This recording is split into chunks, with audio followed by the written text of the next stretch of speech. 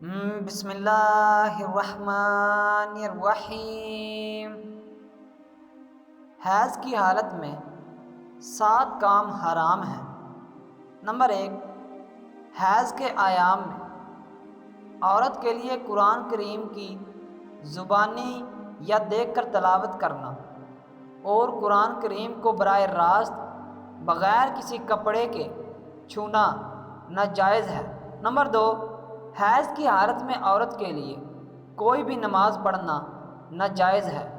Number 3، حیض کی حالت میں عورت کے لیے روزہ رکھنا خواہ فرض ہو یا نفل منع ہے۔ نمبر 4، حالت حیض میں عورت کے لیے بیت اللہ کا طواف کرنا ناجائز ہے۔ نمبر 5، حیض کی حالت میں عورت مسجد میں داخل نہیں ہو سکتی۔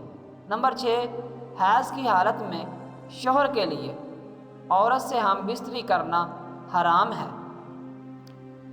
حیض کی حالت میں عورت کے لیے زیر ناف بالوں کی صفائی کرنا مکروہ یعنی خلاف ادب ہے۔